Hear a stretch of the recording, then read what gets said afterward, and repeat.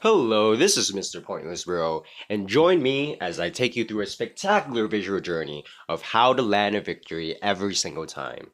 So, this is a deck I always had in my hand. It's a little secret weapon that I always had with the Rebels. And nope, it's not going to be of an OP character such as Hera. It's going to be of a character that everyone overlooks, Lando Calrissian. So this is the deck. All you're going to do is place the motor near the front and let it land a spectacular explosion on your opponent's turret. And all you have to do is back it up with some slow units such as the Wookiee and the Pathfinders. That's it. This is a deck that has amazing offense and amazing defense at the same time. This is going to be a matchup against Dicey. If you don't already know him, he's a tournament level player amongst the very best. He doesn't need high cards to win. You can check him out at the Kyber tournaments. So what I'm going to start with is his unique Neuronum. I'm not going to waste the Partisan first. I'm going to use the Partisan mostly for defense as he comes in. So I'm just going to put... I'm not going to back up the my unique too much. I want to create a slow push, so I'm going to put the Pathfinders in the back and just let my unique die off basically. And now when I get 10 energy, I put my motor right up to the front, and my motor is going to do work. And if you saw, I stunned those Bladesmen just to delay the amount of time that, that my motor can stay up. And here, I know he's going to have an ATST, but I put my turret up to the front here just to give him more pressure. I don't think you'd be able to put up an ATST right away. And there we go. When I get 10 energy, I do not wait. I put down a card right away.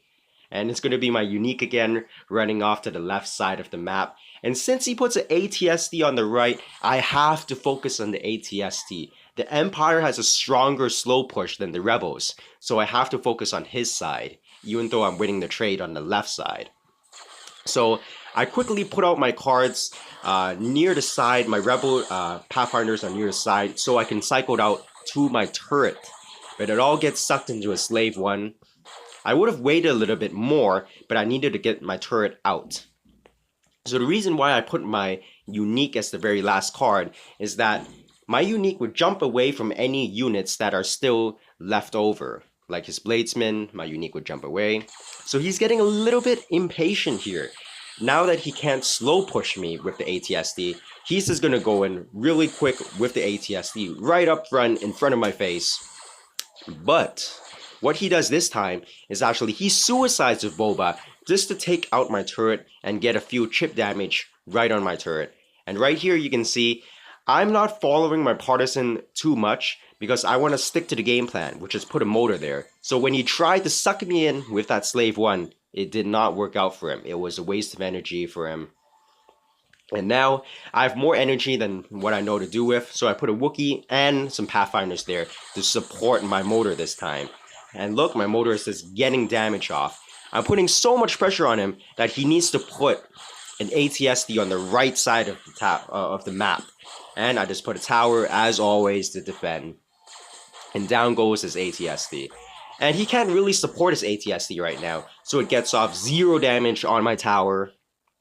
And of course, since I know he's going to suicide right there, I'm already putting a motor turret up, and it's already taking down his tower. His tower is basically dead from here. I'm always keeping very spatial awareness of where Boba is going to put down the Slave 1. And his tower is almost down. All I need to do is breathe on his tower. I put a motor turret down. Excessive overkill.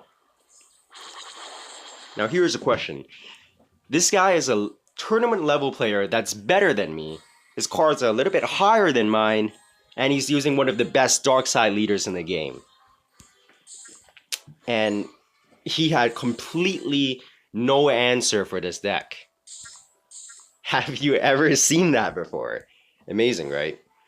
So one of my next gameplays is just going to be with Tarkin. I've been seeing a little bit of the re-emergence of Tarkin lately. People are figuring out how to play with Tarkin now, even though he had a little bit of a nerf with the AoEs. And he is still as annoying as ever to deal with.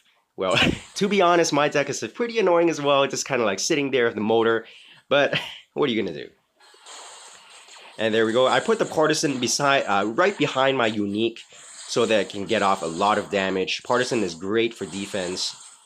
And he's putting a lot of pressure on me here. So I decided to pressure him back with the motor. It was a little bit too early to put that motor in because the light vehicle locks on at it, locks right on the turret and just melts it. There we go. This Tarkin is going to be very aggressive. He's pushing with scout troopers. Crazy, right? And I'm just going to minimize the energy that I'm using. I'm just going to take out those scout troopers with a stun. And then he's pretty vulnerable right now, charging into my side of the territory. And I'm going to be a little bit more patient than him. I probably have more energy now, even though he has his special AoE ability effect. Once I get around 10 energy and I have a Wookiee to support my motor turret, I'm going to push him. And he counters every time by being extremely aggressive. Partisan is absolutely great here. Look at how it just demolishes all his units. So eventually I'm able to make him pay a little bit by being so aggressive. So I'm not going to commit too much on this push because he's Tarkin. He has a lot of AoE that can just take me out. He can just take a dump on me with AoE. So I feel that he's going to push, do another super strong push. So I kind of just discourage him to do that by putting a turret all the way up to the front. And it does kind of work because I don't want to be taking too much damage right now because I do not have health packs. So that's why I did that. So again, I put a slow unit at the back when I have 10 energy. And then when I gain 10 energy again, I put that turret right up to the front. And it's a little bit too bad here. My unique gets caught up in the special ability. And then I don't support my motor too much because if I fight him at the center of the map, it will be to my disadvantage, especially if he has higher cards than me.